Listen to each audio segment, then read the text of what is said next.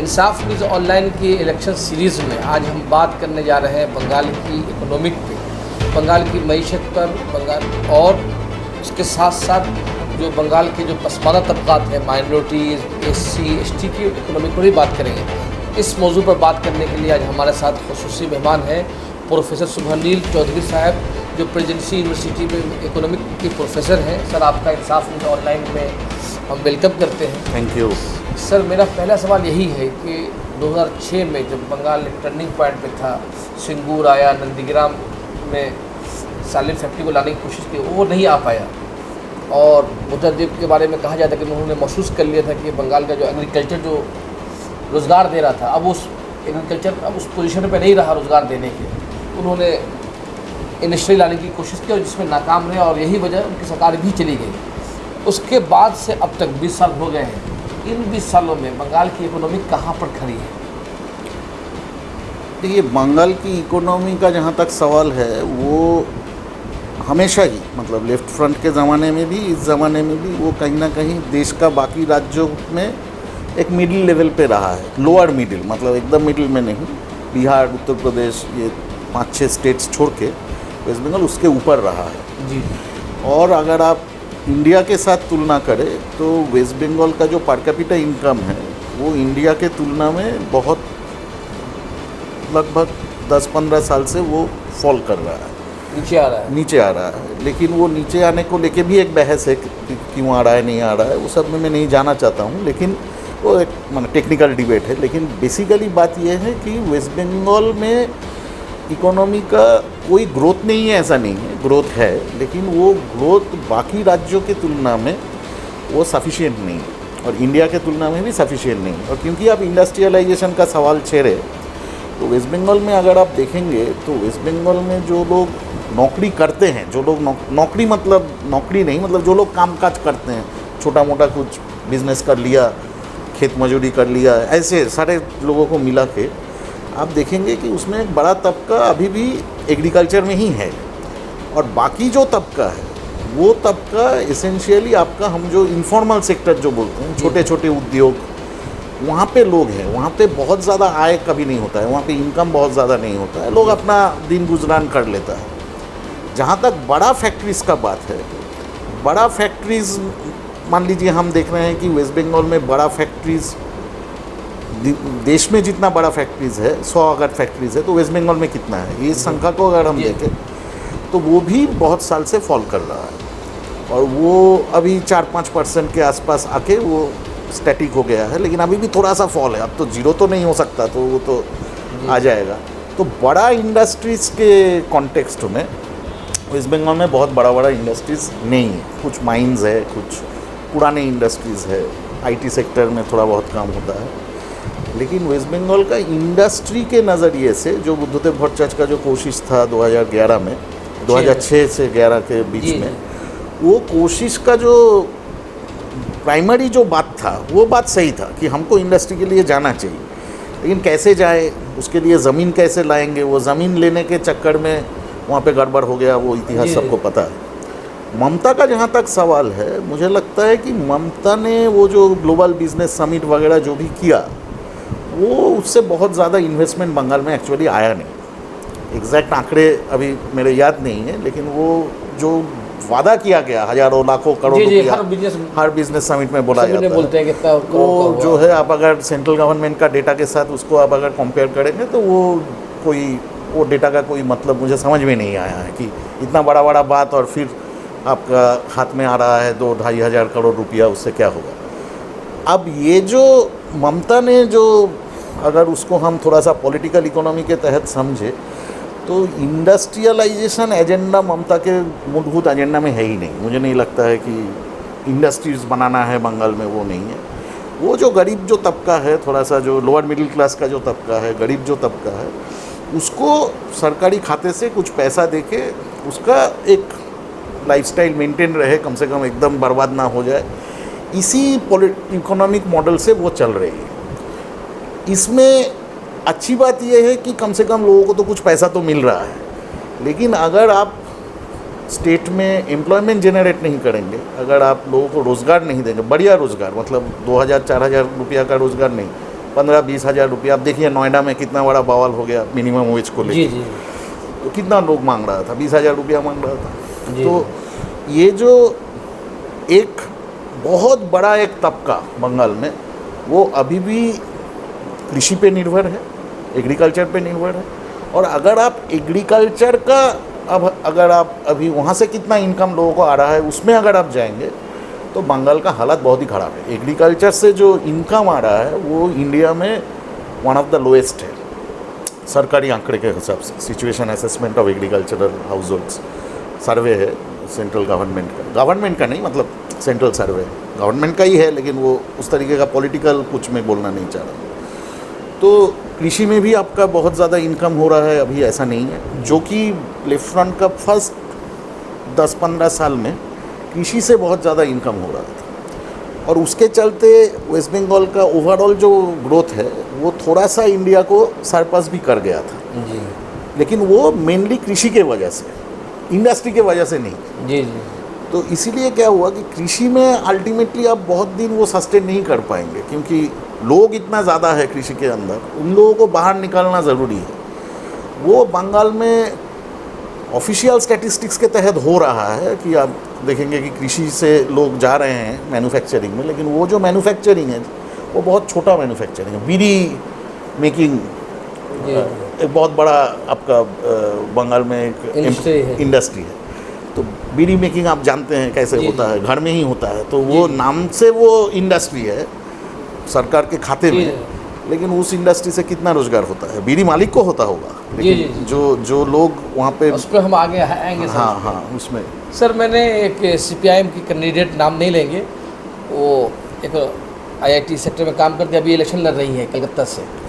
उन्होंने of record बताया कि हमारी सबसे बड़ी गलती थी कि हमने कृषि विभाग में कोऑपरेटिव सोसाइटी नहीं बना पाए। अगर हम कोऑपरेटिव सोसाइटी बनाते तो कृषि में इनकम बाकी रहती, क्योंकि ख़ानदान दर ख़ानदान डिवाइड हो रहा थी, लैंड डिवाइड हो रहा था, लैंड कम हो गया था, इनकम नहीं होता। तो अगर हम ये बना लेते, कोऑपरेटिव सोसाइटी बना लेते, तो शायद कि हम इनकम को मेंटेन कर सकते थे। मेरे ख्याल से वो ठीक बात ही बोल रही है या बोल रहा है, जो बोल रही है ठीक बात ही वो बोल रही है, वो समझ में आ गया, ठीक है। तो वो ठीक बात बोल रही है। कोऑपरेटिव से क्या होता है, आप और मेरा हाफ एकड़ करके ज़मीन है, हम लोग अगर अपने बीच में एक अंडरस्टैंडिंग में आए तो ज़मीन का साइज़ बढ़ेगा, उससे प्रोडक्टिविटी बढ़ेगा। ये एक पुराना ये है। लेकिन एक्चुअली क्या है, आप अगर देश का कृषि का हालत देखेंगे, बंगाल में ऐसा नहीं है कि बंगाल का कृषि का हालत जो है देश के मुकाबले बहुत ख़राब है। जी। बंगाल में फार्मर सुसाइड उस तरीके से हम देखे नहीं है। किसान आत्महत्या जो महाराष्ट्र में हुआ है, आंध्र प्रदेश में हुआ है, वो आप जो पीरियड का बात बोल रहे हैं 2006 से 4 से लेके 11 तक भयानक तरीके का सुसाइड हुआ है। लाखों के तादाद में किसान जो है आत्महत्या किया। बंगाल में वैसा बड़ा हुआ है, ऐसा नहीं कि एकदम नहीं है, लेकिन उतना बड़ा नहीं हुआ है, क्योंकि बंगाल का कृषि छोटा कृषि है, इसलिए उसको लोन भी कम लगता है, बहुत सारे फैक्टर्स है। लेकिन देश का कृषि का ही हालत बहुत ख़राब, सरकार का हाथ उठा लेना कृषि से, एमएसपी नहीं देना। जो मेन मुद्दा ये है कि देखिए हम लोग सब दुनिया का, पूरा दुनिया का ही अगर बात करें, सभी लोग तो पहले कृषि ही करता था। अमेरिका में भी कृषि है। क्या हुआ, लोग जो है जो नॉन एग्रीकल्चर इंडस्ट्री सर्विसेज ये सब में जब चले गए, वहाँ पे आपका आय जो है, इनकम जो है ज़्यादा होता है, तो इससे पूरा देश का इनकम जो है बढ़ता है। यहाँ पे वो जो ट्रांजिशन है कृषि से इंडस्ट्री में जाने का, जो ट्रांजिशन है वो ट्रांजिशन स्लो है, नहीं हो रहा है ऐसा मैं नहीं बोल रहा हूँ, बहुत ज़्यादा स्लो है। पूरा देश में ही ये सही बात है, बहुत ज़्यादा। 4-5 स्टेट्स छोड़ के, जो इन्वेस्टमेंट का जो मैं बात कर रहा था, आप अगर 4-5 स्टेट्स को छोड़ दे, तमिलनाडु, कर्नाटक, महाराष्ट्र, गुजरात, इन 4-5 स्टेटों को अगर आप छोड़ देंगे, ऐसा नहीं है कि बाकी जो 20-25 स्टेट से सब में इन्वेस्टमेंट जा रहा है और बंगाल में नहीं आ रहा है। जी। वही लोग more than 50% of the investment लेके जा रहे हैं। अब मैं किसी का नाम ले लेना चाहूँगा, आपको पता है कौन कहाँ से आते हैं, जी। कहाँ पे ज़्यादा इन्वेस्टमेंट हो रहा है। दूसरा जो चीज़ है कि बंगाल में जो एक जो कैपिटलिस्ट क्लास जो होता है ना, शिल्पपति, जो उद्योगी, जो एंटरप्रेन्योर जो क्लास होता है, वो क्लास भी बहुत सारा हिस्टोरिकल रीजन से कभी भी बंगाल में, बंगाली खास तौर पे बहुत बड़ा कोई शिल्पपति नहीं था। बंगाली इंडस्ट्रियलिस्ट अगर आपसे पूछेंगे, गुजराती इंडस्ट्रियलिस्ट आपसे पूछेंगे तो आप 5 नाम बोल देंगे, पारसी इंडस्ट्रियलिस्ट पूछेंगे तो आप 10 नाम बोल देंगे, लेकिन बंगाली इंडस्ट्रियलिस्ट बहुत कम। उसका काफ़ी सारा पॉलिटिकल, इकोनॉमी, सोशियोलॉजिकल रीजंस है। एक रीज़न ये भी है कि हम लोग सबसे ज़्यादा ब्रिटिशों से हम लोग जो है शोषण हम लोगों का ही सबसे ज़्यादा हुआ है, और उससे उभरने में भी टाइम लगा, लेकिन वो अभी उतना रेलिवेंट नहीं है मतलब तृणमूल या CPM या BJP के कॉन्टेक्स्ट में। जो करना चाहिए आपको, एक अच्छा लैंड एक्विजिशन पॉलिसी। ममता का अभी कोई लैंड एक्विजिशन पॉलिसी ही नहीं है कि भाई आप जाके खरीद लीजिए, मतलब कि हम कुछ नहीं करेंगे, ऐसे तो नहीं होगा। बुद्धदेव भट्टाचार्य का जो लैंड एक्विजिशन पॉलिसी था वो गलत था, जोर ज़बरदस्ती हुआ, सिंगूर में हुआ, नंदीग्राम में हुआ, उसको मान लेना चाहिए, नंबर 1। लेकिन नंबर 2, आपको तो लैंड छोड़ के तो आप इंडस्ट्री नहीं बना पाएंगे जी। तो लैंड एक्विजिशन एक pro people land acquisition policy का होना चाहिए कि जहाँ पे जनता का जो भला हो। आप अगर कृषि है जी जी तो आपसे हम ज़मीन ले रहे हैं तो आपका तो पूरा ज़िंदगी का सवाल है, तो आपका पूरा ज़िंदगी का रिस्पॉन्सिबिलिटी तो मुझे लेना पड़ेगा। वो कैसे लेंगे उस पर बहस होना चाहिए। और दूसरा ये है कि बाहर में बहुत सारे बंगाली है, वेस्ट बंगाल के लोग हैं। बंगाली मतलब मैं सिर्फ कोई भाषा के टर्म्स में नहीं बोल रहा हूँ, whoever is from West Bengal, मैं सबको ही बंगाली बोल रहा हूँ, जो बहुत अच्छा काम कर रहे हैं, विदेश में है, देश के बाकी जगह पे हैं।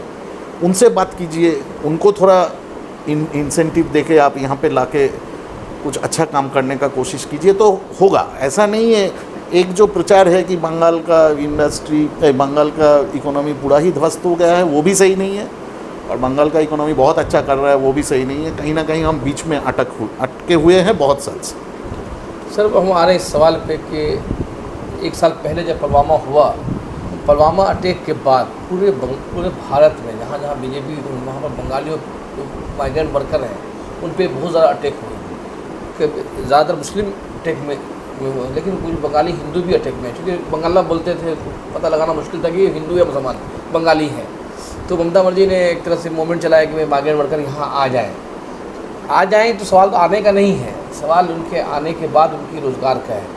और अब बिहार से बंगाल के बाहर जाए, तमाम बड़े शहरों में जो रिक्शा चालक है या मजदूरी करने वाला है, घरों में काम करने वाली औरतें सब बंगाली हैं या बिहारी बंगाली हैं एकदम। तो सर, इस माइग्रेंट वर्कर को रोकने के लिए ममता गवर्नमेंट ने क्या काम किया है? मुझे नहीं लगता है बहुत ज़्यादा, क्योंकि बोलने से तो कोई रुकेगा नहीं। जी जी। मैं कुछ दिन पहले मुंबई गया था, एक फुटपाथ में एक चप्पल का दुकान में खरीदारी कर रहा था, तो हम बांग्ला में बात कर रहे थे, तो वो लड़का इमीडिएटली बांग्ला में बात करना शुरू किया। जी।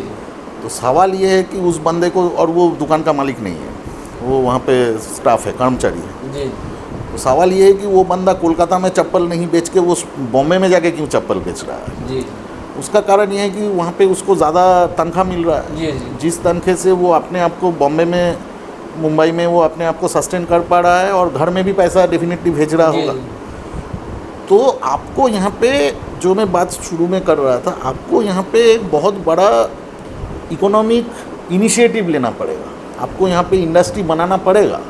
छोटे छोटे उद्योग को लेके हैप्पी हो जाने का कोई बात नहीं है। छोटे उद्योग अच्छे हैं, छोटे उद्योग को सबको मार दो, ऐसा कोई बात नहीं है। लेकिन छोटे मतलब चाय की दुकान खुल के चॉप शिल्प, चॉप भाजो, और या क्या बोलते हैं उसको, पकौड़ा तलिए, ये तो कोई, आप यंग जनरेशन को तो आप ये नहीं बोल सकते हैं कि जाके आप चॉप जो सेल कर रहे हैं बहुत अच्छी काम कर रहे हैं, कोई दिक्कत नहीं है। कोई काम छोटा बड़ा नहीं होता है। लेकिन आपको तो देश बदल रहा है, दुनिया बदल रहा है, AI का ज़माना आ गया है। अभी लोग बहुत बड़ा एक टेंशन चल रहा है दुनिया में कि AI के चलते लोगों का नौकरी ना चला जाए। तो इस माहौल में सरकार को तो एक पॉजिटिव सोच लेना पड़ेगा। बंगाल से जो पलायन या माइग्रेशन जो हो रहा है ना, उसका 2 हिस्सा है। जो नीचे का जो तबका है, जो थोड़ा सा गरीब या वो लोग, कहीं पे आप तमिलनाडु में चले जाइए, बेंगलोर चले जाइए, केरला चले जाइए, वहाँ पे होटल का जो वेटर्स है, मुझे तो हर जगह के बंगाली मिला है, बंगाल का लोग। कंस्ट्रक्शन वर्कर बंगाली है। दूसरा, आप अगर थोड़ा सा ऊपर के तबके में देखेंगे, पढ़े लिखे लोग या जो सॉफ्टवेयर इंजीनियर, वो भी तो बाहर है। कोई हैदराबाद में है, कोई बेंगलोर में है, कोई दिल्ली में है। तो यानी कि आपका जो इकोनॉमी है, उस इकोनॉमी को सस्टेनेबल आप बना नहीं पा रहे हैं। नहीं तो चप्पल बेचने के लिए मुंबई जाने का कोई मतलब नहीं होता है, चप्पल तो यहाँ पे भी लोग खरीदते हैं। तो इसको लेके आपको एक बड़ा इनिशिएटिव लेना पड़ेगा। ये छोटा मोटा लखीर भांडार अच्छा है, मैं उसका मैं नहीं मानता हूँ कि वो बहुत गलत कोई काम हो रहा है, लेकिन उससे आप इस चीज़ को ज़्यादा दिन आप जो है सस्टेन नहीं कर पाएंगे। आपने शुरू में ही इसका जिक्र किया, बीड़ी मजदूरी का जिक्र किया। जब बीड़ी मजदूरी आता है तो मालदा मुर्शिदाबाद का जहन पहले आता है। और मैं 2019 में भी, 2024 में भी और अभी फिर मालदा मुर्शिदाबाद इलेक्शन कवरेज किया हूँ। अगर आप हाईवे से गुजरते तो लगता है कि मालदा मुर्शिदाबाद बहुत अमीर डिस्ट्रिक्ट है, लेकिन जहाँ हाईवे से 1 किलोमीटर या हाफ किलोमीटर अंदर जाएंगे तो ग्रुप में औरतें काम कर रही हैं, बीड़ी बना रही हैं, उनकी सेहत भी अच्छी नहीं है और उनको 1000 बीड़ी बनाने पर 300 साढ़े 300 रुपये मिलता है। और ये सब 19 से भी यही कहानी थी और अभी भी वही कहानी है। 10 साल मतलब 8-10 साल 8-9 साल होने जा रहा है 19 को। 19 में जब गए तो उसमें 400 अभी भी ये सर बीड़ी मजदूर का बंगाली की इकोनॉमिक में बीड़ी इंडस्ट्री का क्या रोल है? ये एम्प्लॉयमेंट के हिसाब से अगर हम देखेंगे, रोज़गार के हिसाब से देखेंगे तो बीड़ी मजदूरी एक बहुत बड़ा एम्प्लॉयमेंट जनरेटर है, ख़ासतौर पे मुसलमानों के लिए जी और मुसलमान औरतों के लिए जी। अब एकदम जो हम लोग जो नेशनल सैंपल सर्वे डेटा जिसको कहते हैं उससे ये बात बहुत साफ होता है। क्योंकि वेस्ट बंगाल में अगर आप देखेंगे, ये हम लोग अभी इंडस्ट्री लेके बात कर रहे थे, एम्प्लॉयमेंट के हिसाब से मैन्युफैक्चरिंग में काफ़ी ज़्यादा एम्प्लॉयमेंट वेस्ट बंगाल में है, लेकिन वो मैन्युफैक्चरिंग बेसिकली अनऑर्गेनाइज मैन्युफैक्चरिंग है। और उस इनफॉर्मल अनऑर्गेनाइज मैन्युफैक्चरिंग छोटे मोटे उद्योग, उसमें बीड़ी का एक बहुत बड़ा रोल है। और आप जो बोले हेल्थ इश्यूज़ है, पहले तो बीड़ी पीना नहीं चाहिए, वो तो अपने आप में ही एक प्रॉब्लम है। जो बनाते हैं उनको भी प्रॉब्लम है, महिलाएं बनाती हैं जी जी। और फिर उनका जो रेट है वो कोई सरकार का कोई नियंत्रण उसके ऊपर नहीं है। और जब आप सर देखिएगा 2011 से पहले उसमें बहुत ज़्यादा काम होता था, जब बीड़ी मजदूरों की यूनियन आती थी, एजिटेशन होता था। खुद 2009 के इलेक्शन में जब प्रणब मुखर्जी इलेक्शन लड़ रहे थे, मैं वहाँ हम लोग कवरेज कर रहे थे, तो बीड़ी मजदूर बहुत नाराज़ थे उनसे कि इन्होंने कुछ नहीं किया है, चूँकि मुल्क के इतने बड़े ओहदे पर हैं। तो नाराज़गी थी उनको दुरुस्त करने की कांग्रेस बहुत कोशिश कर रही थी, लेकिन अब उस पर बात ही नहीं हो रही है। एक्चुअली तो श्रमिक जो वर्कर्स है उन पे तो कहीं पे भी बात नहीं हो रहा है। ऐसा तो नहीं है कि सिर्फ बीड़ी श्रमिक पे बात नहीं हो रहा है। आप हावड़ा में है अभी, तो यहाँ पे कितना बंद मिल्स है जी, जहाँ पे ममता एक कोई वहाँ पे भी कुछ पैसा जो बंद हो गए जो मिल्स है उनके वर्कर्स को देते हैं, लेकिन वो खुलने का कोई हिसाब नहीं। एक के बाद एक मिल का ज़मीन आप जो है रियल एस्टेट में दे रहे हैं, वहाँ पे बड़ा बड़ा मकाने बन रहे हैं, अमीर आदमी आके रह रहा है जी। तो वर्कर्स का तो बात ही नहीं हो रहा है जी। उधर आप नॉर्थ बंगाल में चले जाएंगे तो कुछ दिन पहले मैं एक आर्टिकल पढ़ रहा था कि चाय श्रमिक जो है, टी गार्डन वर्कर्स, उनका भी हालत बहुत ख़राब है जी। तो वो लोग काफ़ी नाराज़ है सारे पॉलिटिकल पार्टी से, कुछ रिपोर्ट्स में देख रहा था जी। तो वर्कर्स का बात नहीं हो रहा है। ऑर्गेनाइज सेक्टर का जो वर्कर्स है, जो बड़े मिल्स में काम करते हैं, जैसे हमारा एक बहुत बड़ा इंडस्ट्री था जूट इंडस्ट्री जी। तो जूट इंडस्ट्री अभी भी बहुत बड़ा इंडस्ट्री है in terms of employment generation जी। लेकिन जूट इंडस्ट्री का क्या हालत है हम लोग जानते हैं। जूट इंडस्ट्री में आप चले जाइए कोई भी जूट मिल में जाके, वहाँ पे यूनियन है, यूनियन का बात कोई नहीं सुनता है। मैनेजमेंट के साथ यूनियन का रिटेन एग्रीमेंट होता है, जो एग्रीमेंट 2 दिन बाद मैनेजमेंट मानने से इनकार कर देता है, और सरकार उसमें कोई बहुत बड़ा पॉजिटिव भूमिका निभा रहा है ऐसा भी नहीं है। तो सिर्फ चुनाव का बात नहीं है, जनरली डिस्कोर्स में ही, मतलब जो बातचीत करते हैं, अखबारों में जो बात आता है, मीडिया में जो बात चलता है, उसमें कहाँ गरीब आदमी तो दिखाई नहीं देता है। अब जब श्रमिक कुछ एक डिमांड्स लेके जब सड़क पे उतरते हैं, कुछ हंगामा हो जाता है तो उस पर हम उसको लाठीचार्ज करते हैं, इन्हें से लगा देते हैं, पाकिस्तान से जोड़ देते हैं। वो तो पाकिस्तान से का हाथ है, वो तो उधर हो रहा है वो सब जी। नोएडा में सुना कि पाकिस्तान का हाथ है, तो जबकि पाकिस्तान ईरान और अमेरिका में उलझा हुआ था। हाँ, तो हो रहा था वहाँ पे।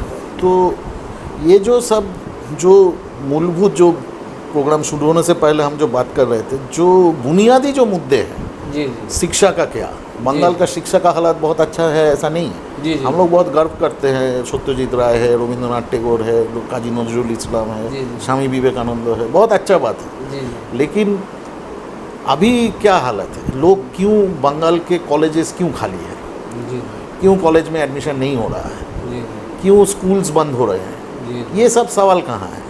कॉलेजेस बंद हो रहे, कॉलेजेस में एडमिशन नहीं हो रहा है, लड़के को लग रहा है कि भाई 4 साल में यहाँ पे पढ़ के क्या होगा, उससे अच्छा है कुछ छोटा मोटा नौकरी कर ले। मेरा जहाँ तक मैं जिन लोगों से बात किया हूँ, मुझे ये बात बहुत लोग बोले।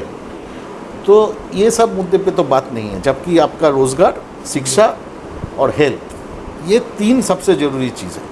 आपका रोज़गार हो, आप ठीक ठाक रहे, आपका बेटा पढ़ाई लिखाई करे, बेटा बेटी दोनों ही जी पढ़ाई लिखाई करे, उनका भी रोज़गार हो, जी और कोई अगर बीमार हो जाता है, बीमार भी नहीं होता है, तो अब देखिए जो वातावरण का जो बात है, एनवायरनमेंट, जी कोलकाता और हावड़ा में बिगड़ा है बहुत साल से, जी क्योंकि यहाँ पे तो जो क्या बोलते हैं, कोई बहुत ठोस कोई पॉलिसी ही नहीं है। सर, अब सवाल मेरा मुस्लिम इकोनॉमिक पे है।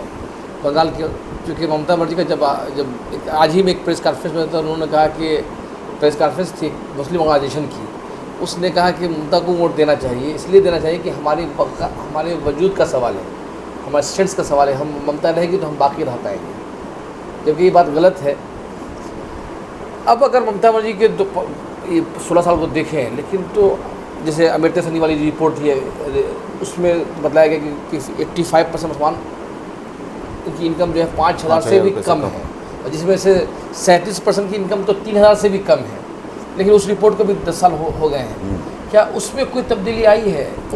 आप आने से पहले मैं कुछ डेटा वगैरह देख रहा था, मुझे नहीं लगता है बहुत कुछ तब्दीली आया है। जी बंगाल का जो मुसलमान है वो ओवरवेलमिंगली गांव में रहते हैं, जी देश का और जगह से थोड़ा सा अलग है। जी वो गांव में रहते हैं, मेनली किसानी खेती करते हैं।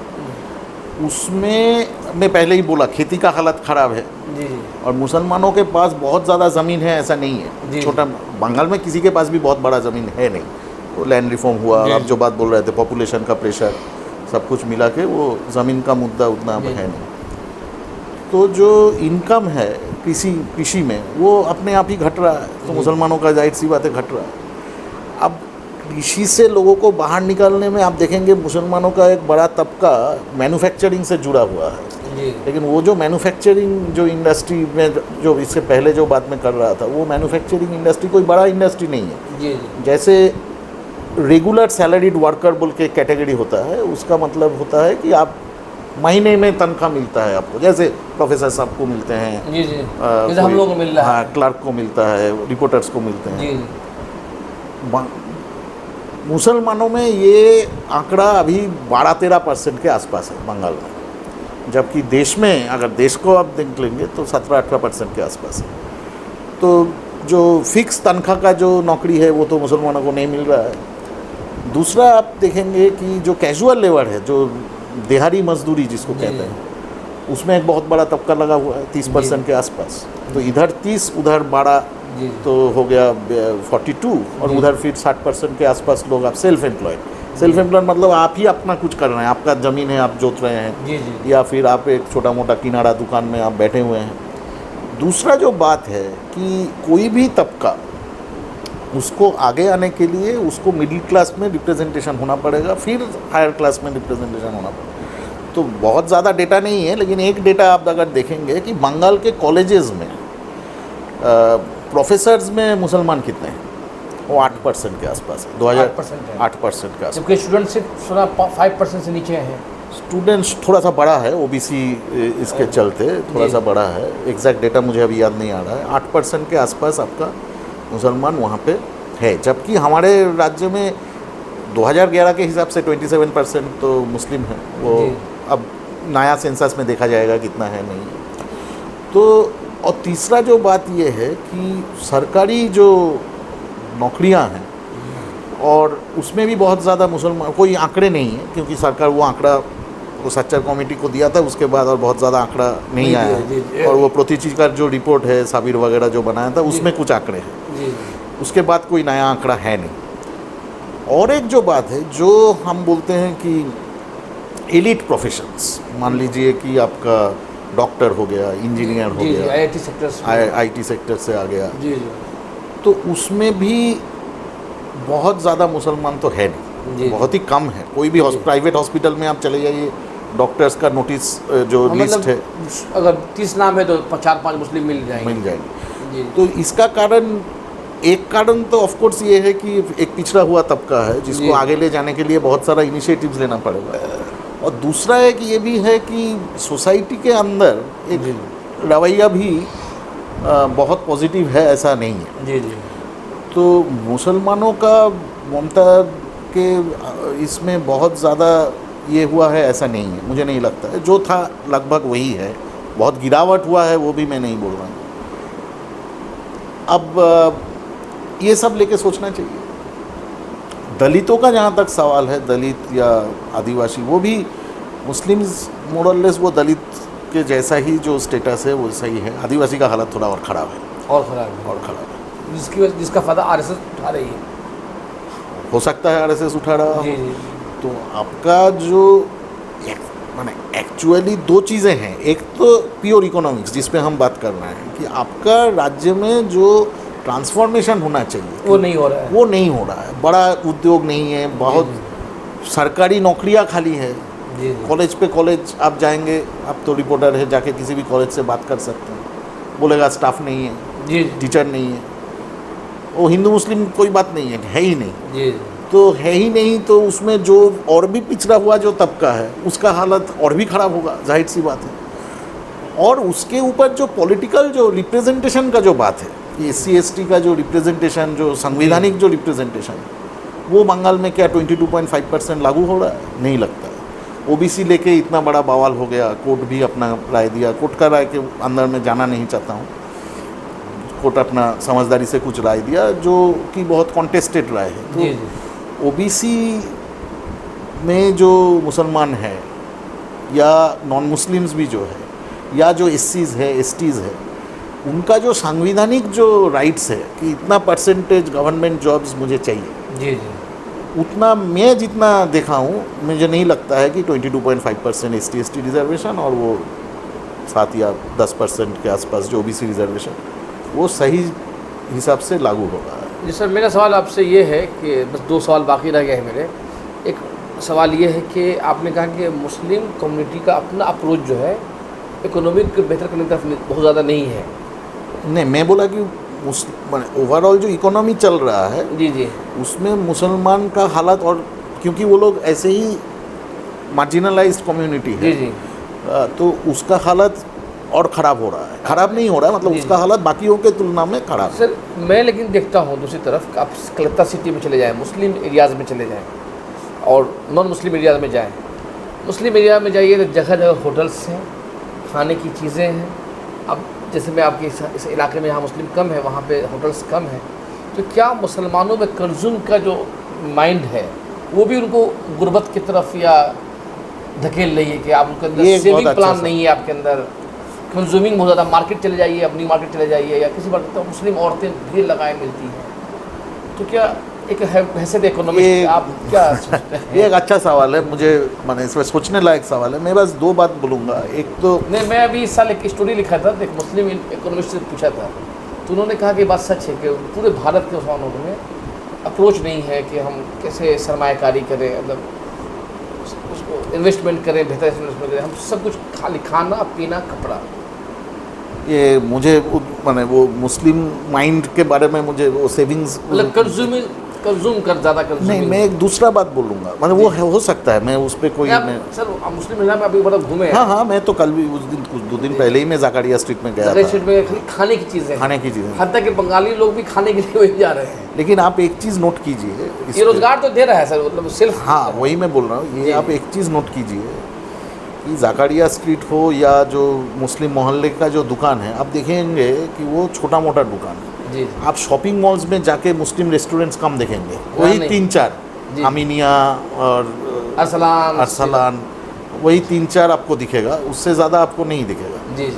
तो एक तो ये है। दूसरा, उनका जो क्लाइंटेल है जो वहाँ पे जाते हैं, जी जी, वो बहुत पैसे वाले लोग जाते हैं, ऐसा नहीं है। जी जी, तो उसके चलते क्या है कि वो छोटा ही रह जाता है। जी जी, जैसे उस दिन में वहाँ पे वो जाकारिया स्ट्रीट में खाना खा रहा था तो उसमें हम लोग बात कर रहे थे कि ये जो दुकान है, कोई भी एक दुकान जी जी जी इतना अच्छा खाना खिला रहा है तो वो और 4 जगह पे ब्रांच क्यों नहीं खोल पा रहा है? जी जी उसका कारण ये है कि वो दुकान जो है वो लोकल क्लाइंटेल को ही केटर कर रहा है। जो मुस्लिम वर्कर्स है, जो वहाँ पे जो लोकल लोग हैं, उनको ही वो केटर कर रहा है। वो बहुत एक्सपैंड वो नहीं कर पा रहा है। शायद हिंदू छोटे मोटे दुकानों का भी यही किस्सा है। जी जी और दूसरा एक अनफॉर्चुनेट बात यह है कि आपको वो शायद ज़्यादा दिख रहा हो। मैं आपका बात को मैं नेगेट नहीं कर रहा हूँ, हो सकता है कंजम्पशन का जो पैटर्न है वो जी। डिफरेंट हो सकता है, उसको उस पर रिसर्च करना चाहिए। जी जी जी लेकिन दूसरा जो आपको, एक तो मुस्लिम एरियाज़ में एक तो पॉपुलेशन डेंसिटी हाई हो जाता है, हाँ, क्योंकि जी। एक अनफॉर्चुनेटली एक घेटोइजेशन टाइप का है जी, जी, कि ये मुस्लिम इलाका है, ये हिंदू, ये होने से थोड़ा सा शायद 100 लोग चला जाए तो लगता है कि बहुत भीड़ हो गया है। तो यही मुझे कहना है। लेकिन ये एक अच्छी बात आप बोले हैं, इंटरेस्टिंग बात। नहीं, मैं सर एक बात और जहन में आ रही थी कि जब एक लोग बोलते हैं कि मुसलमानों में आप होटल्स जितने खुल रहे हैं, जैसे हाँ जहन में बहुत साल पहले विनोद दुआ बहुत फेमस जर्नलिस्ट थे। हाँ हाँ उन्होंने हाजी अलाउद्दीन की मिठाई खाई थी और उन्होंने कहा था कि हाजी अलाउद्दीन और हल्दीराम दोनों एक ही दौर की हैं।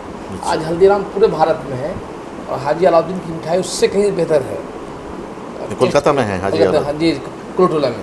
कुरुटोला में ही है। जी जी, लेकिन अब हाजी अलाउद्दीन सिर्फ अब जाके 2-3 और आउटलेट उसके आए हैं। इसी तरह से बहुत मशहूर कपड़े दुकान है मानेवर। हाँ मानेवर से पुराने जो है सलीम शेरवानी जो स्टेट वगैरह में थे, या माना स्टोर्स, ये लोग पुराने कपड़े की मार्केट में थे बंगाल में ही। लेकिन आज मानेवर पूरे भारत में फैल गया, बंगाल से ही उठ के।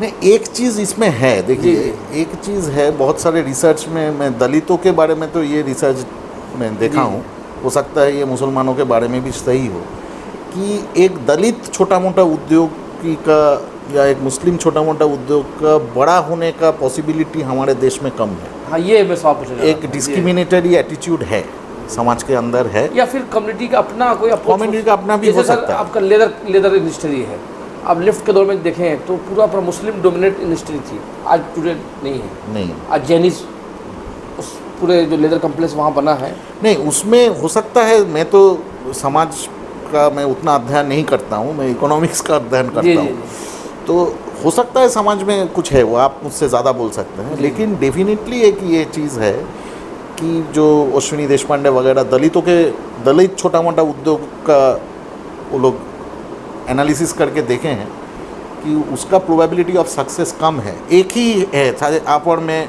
अगल बगल में बैठ के जी जी, एक ही दुकान, एक ही किस्म का दुकान चालू किए। आप अपर कास्ट है, मैं दलित हूँ, मेरा दुकान आगे नहीं बढ़ पाया, आपका दुकान आगे बढ़ गया। ये जनरली होता है। सोशल क्या है, मतलब साइंस क्या है, इकोनॉमिक साइंस या सोशल साइंस की देखिए बहुत वजह क्या है उसके? देखिए लोन में मार्केट में डिस्क्रिमिनेशन हो सकता है। आप जाके हाँ, ये तो बड़ी वजह है। लोन के लिए आप मांगे तो कोई भी बड़ा उद्योग बनाने के लिए पॉकेट से पैसा नहीं होता। आपका पॉकेट में थोड़ा पैसा चाहिए, लेकिन आपको तो लोन लेना पड़ेगा और वो लोन चुकाना पड़ेगा। तो लोन मार्केट में एक डिस्क्रिमिनेशन प्ले करता है। फिर आपका जो क्वालिटी ऑफ वर्कर्स है जिसको आप हायर करते हैं, जी जी, तो उसमें कुछ डिस्क्रिमिनेशन, ट्रेन अनट्रेन हो सकता है। मैं बहुत अच्छा खाना पकाता हूँ लेकिन मुझे लगता है कि उस दुकान में मैं नहीं काम करूँगा, इस दुकान में, ये सब भी हो सकता है। और तीसरा चीज़ ये है ना कि एक नेटवर्क इफ़ेक्ट होता है। जैसे आपके मोहल्ले में अगर 5 लोग बहुत सक्सेसफुल बिजनेसमैन हैं, तो आप छठा बिजनेसमैन होने में आपको आसानी होगा जी। बाकी आपको कोई रोक रहा है नहीं रोक रहा है वो छोड़िए, कोई तो जानबूझ के नहीं रोक रहा है, ये पैटर्न है। तो एक्चुअली जिन कम्युनिटी में उद्योग कम है, जिन कम्युनिटी में वो उसका नेटवर्क इफेक्ट कम होता है। जैसे मान लीजिए हल्दीराम का ही एग्जांपल ले लीजिए, वो जिस कम्युनिटी से आते हैं, मारवाड़ी कम्युनिटी, बहुत बड़ा नेटवर्क है, पूरा दुनिया में नेटवर्क। जी जी, मुस्लिम्स का नेटवर्क रिलीजियस और सोशल तरीके से है, बिजनेस नेटवर्क नहीं डेवलप किया। जी। तो हो सकता है कि वो भी एक पाबंदी हो। देखा गया है कि जो हमारे देश का जो बड़े उद्योगपति है वो बहुत गिने चुने कम्युनिटी से ही आते हैं। सारे लोग बड़े उद्योगपति हैं। पारसी कम्युनिटी बड़ा उद्योगपति होता है, मारवाड़ी उद्योगपति होता है, माने अभी जो उद्योगपति है हमारे देश में और भी लोग हैं, ऐसा नहीं है कि कोई नहीं है, लेकिन मेनली ये दो चार 2-4 कम्युनिटी ही, और मुस्लिम्स में बोरा मुस्लिम्स कम्युनिटी एक बड़ा उद्योगपति होता है। बोरा में भी वो बहुत बड़े इंडस्ट्रीज नहीं है, मतलब मर्चेंट टाइप के हैं। जी। तो ये जो तो सोसाइटी और इकोनॉमिक्स के बीच में ये एक है जो इकोनॉमिक्स लोग ज़्यादा उस पर ध्यान नहीं देते हैं। मुस्लिम बड़ा उद्योगपति हमारे देश में बहुत ही कम है। जी, चार पांच नाम है। 4-5 नाम। कलकत्ता में एक पटाखा बीड़ी है। हाँ, चूँकि पटाखा बीड़ी से ज़्यादा। हाँ, तो वो होने से जो होता है ना, आपके कम्युनिटी से, जैसे मान लीजिए बंगाली लोग बहुत ज़्यादा IAS IPS नहीं होता है, बिहार से लोग बहुत ज़्यादा IAS IPS, वो लोग देखते हैं कि ये हो रहा है, वो हो रहा है, मैं भी बनूंगा। तो वो एक कल्चर और एक बंगाली ज़्यादा इंटेलेक्चुअल है, प्रोफेसर्स हैं। वो तो पता नहीं कितना इंटेलेक्चुअल है, प्रोफेसर्स वगैरह होते हैं। जी।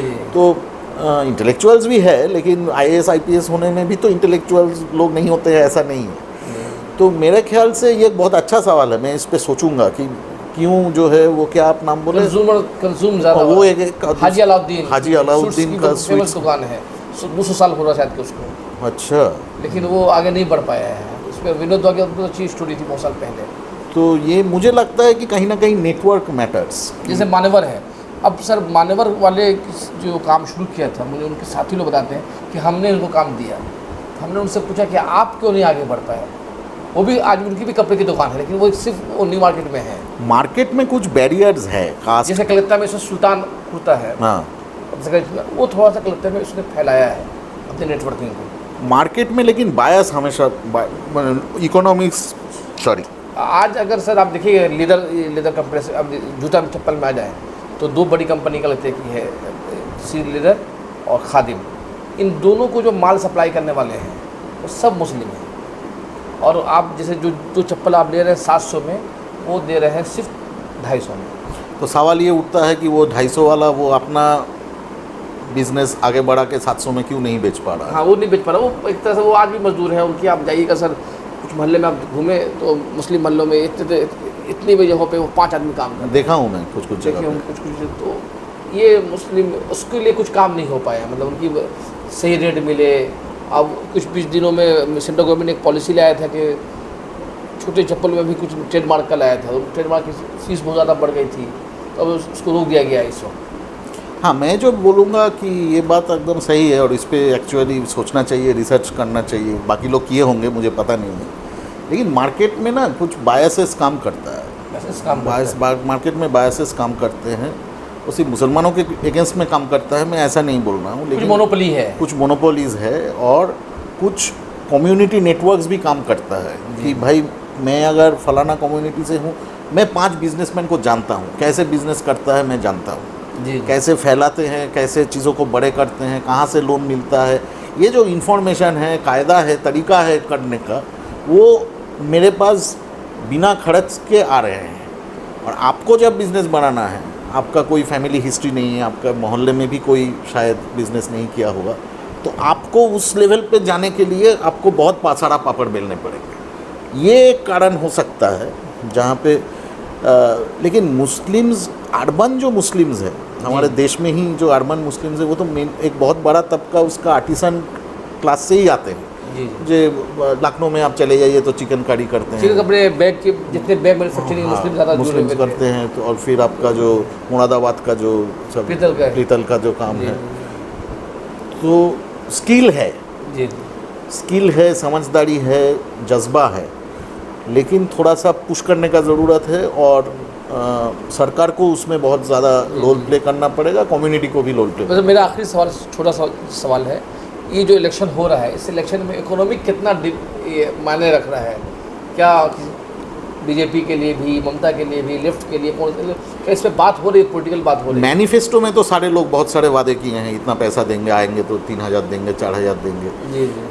लेकिन बात वहीं तक ही, मुझे जहाँ तक लगा है, बात वहीं तक ही सीमित है। लेकिन जो ट्रांसफॉर्मेशन, जो मूलभूत जो परिवर्तन का बात, परिवर्तन सरकार परिवर्तन नहीं, माने इकोनॉमिक स्ट्रक्चर का जो परिवर्तन का जो बात मैं कर रहा था, उस पर बहुत ज़्यादा बहस मुझे दिखने को नहीं मिला। इंडस्ट्री कैसे लाया जाएगा, रोज़गार देंगे बोलना एक चीज़ होता है, कैसे देंगे, क्या आपका ब्लूप्रिंट क्या है, जो सरकारी जो नौकरी का जो खाली पोस्ट्स जो है उस पर भरपाई का कोई मैं बहुत ज़्यादा डिबेट में मैं देखा नहीं कि कोई बोल रहा है कि हम लोग आएंगे। तो जैसे बिहार में वो हार गया, लेकिन उसका एक ठोस वादा था कि हम लोग नौकरी देंगे। प्रशांत किशोर जी प्रशांत किशोर नहीं, वो जो हमारा तेजस्वी यादव। यहाँ पे भी कोई बोल रहा होगा, मैनिफेस्टो में डेफिनेटली लिखा हुआ होगा, लेकिन ऐसा पॉलिटिकल डिबेट नहीं हो रहा है। लेकिन डिबेट में मैं पॉलिटिकल डिबेट गायब है।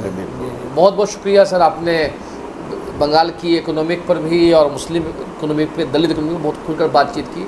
हमारी एक कोशिश ये है कि इलेक्शन जीते या हारे कोई, उससे हमारा कोई बहुत ज़्यादा सरोकार नहीं है, बहुत ज़्यादा तब्दीली भी नहीं आती है। लेकिन असल सवाल समाज के अंदर तब्दीली और रिफॉर्म होने की कितनी बातचीत हो रही है। हमने जो 6-7 सीरीज़ किया इंटरव्यू का, हम आम मीडिया से हटकर इस कोशिश की है। हमारी छोटी सी आवाज़ है, लेकिन शायद कि बड़ी बन जाए। हम अपने देखने वालों को इससे दरख्वास्त करते हैं कि हमें ज़्यादा शेयर करें, और इसी तरह से हम आपके लिए चीज़ लेते आएंगे। सर, आपका एक बार फिर शुक्रिया। थैंक यू, बहुत अच्छा लगा।